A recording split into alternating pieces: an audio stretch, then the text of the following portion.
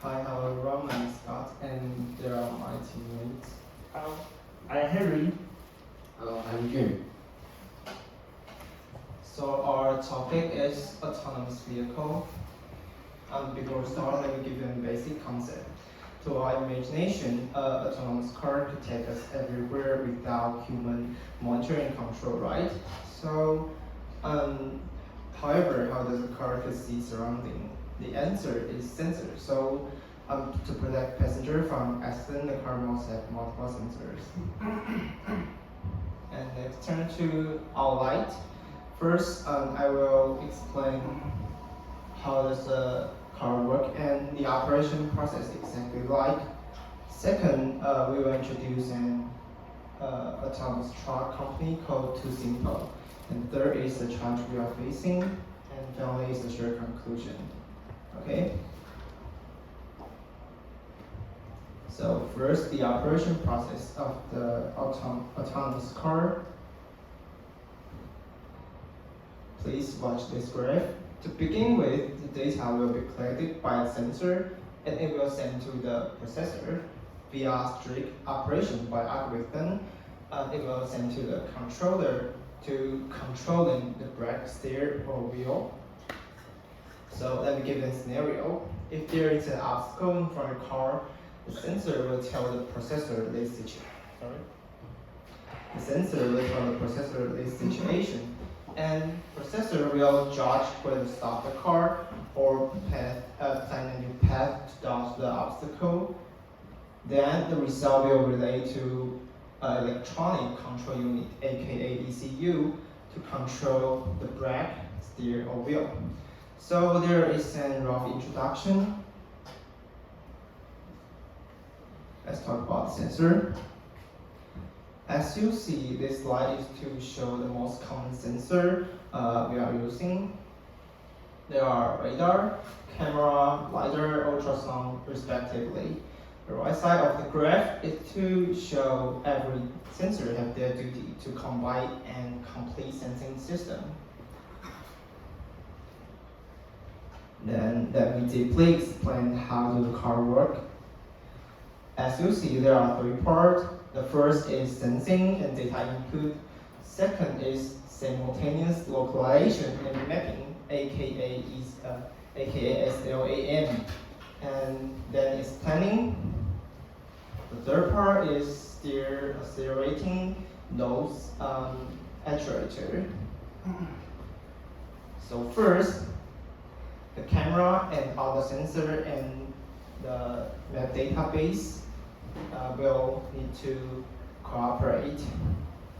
By combining the current position of the car with the sensor's information in database to do deep learning to make the SLAM more accurate.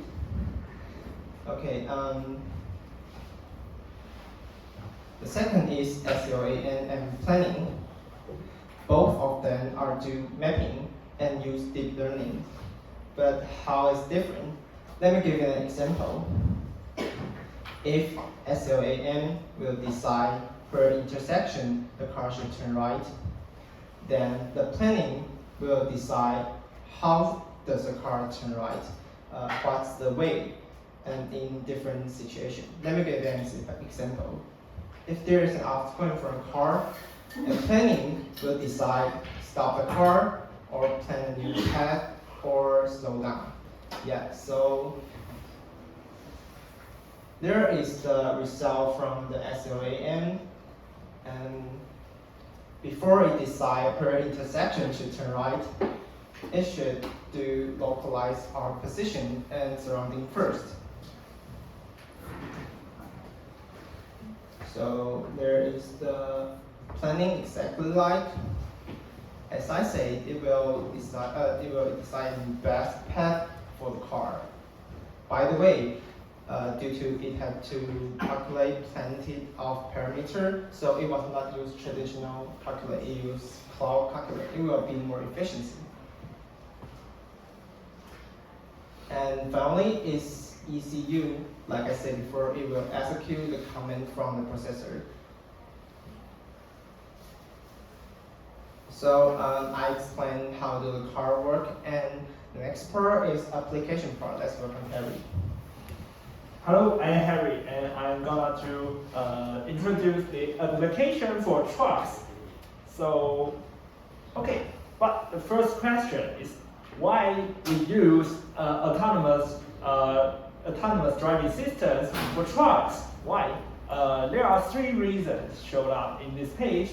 And the first one is it can prevent car accident because it can prevent from drowsy driving or other mistakes a human will take. Okay. And the second one is it can reduce driving costs and saves time. The first one is autonomous trucks can reduce fuel costs, and the second one is the autonomous trucks it can cut off slow cars automatically, so it can save time. And the third one is it can solve a driver shortage. In USA, logistic companies are facing a problem that is their drivers are not enough. Autonomous trucks can solve this problem, maybe. Okay. So let's talk about the company we will introduce two simple spatial features. Is the terminal network. The terminal net is too simple build some autonomous truck terminal to play truck to park trucks, and the feature is it can exceed the geofencing problems that autonomous trucks will face. Okay. The other point is it can connect shippers and carriers in the same internet, and they will make the process more efficient. Okay. Okay. So let's take a look on these trucks on the road, and there are also spatial features. Okay. The first one is lane centering. That means the system will detect road markings, and it can keep the trucks stay in center in the lane. And the second one is also lane changing. It can make the trucks change lane automatically, like cut off slow cars or prevent it from some dangerous things. And the third one is it can run in any weather condition, whether it is snowing or it's raining or in the tunnel, it can run. Okay. The fourth one is the driving assist. The autonomous driving system can help drivers take an unprotected left turn, or it can help drivers go through a ramp. Okay, let's see some statistics. The left one is lane centering graph. As it shows, autonomous trucks have a better performance in this in stay center in the lane. Okay, that's the middle one is throttle control. Autonomous trucks also have better performance in this side. Okay, that means the passengers' experience are better than manual driving. Okay, the right one is fuel efficiency. As it shows, autonomous trucks have a better performance in fuel efficiency, so it can save fuel costs. Yeah. Also, especially in low speed rate, it can save about 20% of fuels. So we talk about the application of autonomous cars. So let's take to the next stage. So Jim. Hello. The technology of the autonomous car is getting better and better now, but there are still some situations are hard to deal for the autonomous car. This is a video about a car accident.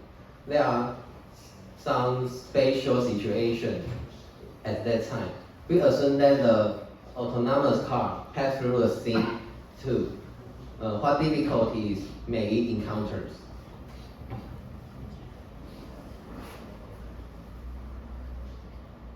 Quickly.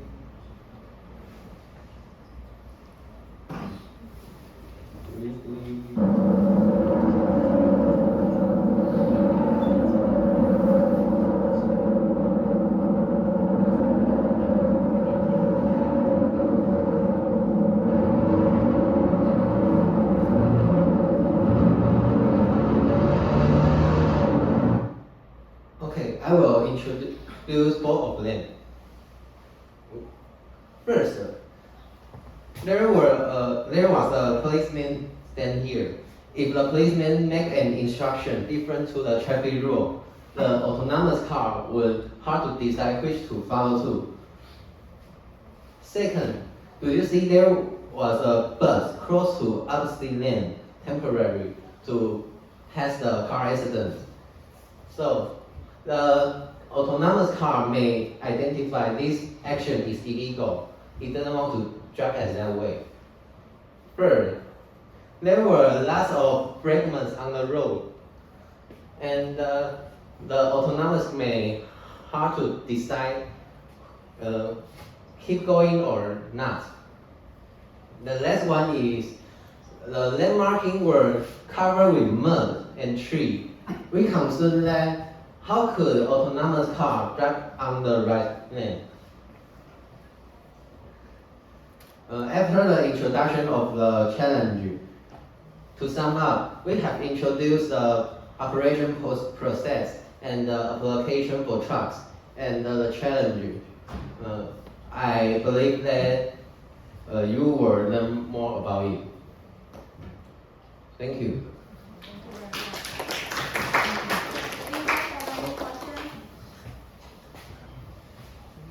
I have a question. That map of the United States, can you go back there? The two simple one. Yeah, what exactly do these terminals do? Like what are the functions of these terminals? Okay, so the feature of the two simple is they have so many terminals to manage the truck. So it must solve the geofencing problem. Like the truck has the limit of the data, so maybe out of this region it was not work. So it used building so many terminals to solve this problem. So it's like those stations that provide some more data for the cars, right? For the truck. Yeah. So every terminal has managed their truck. Yes. Oh, so Yeah, it's like so independent. many geofencing. It's like Yeah. a lot of small geofencing there. Yeah. But because with the help of them, they can go from this geofencing into another area, right? Yeah. It's a different geofencing. Okay, control. Okay, thank you very much. Interesting. Any other questions? Okay, then.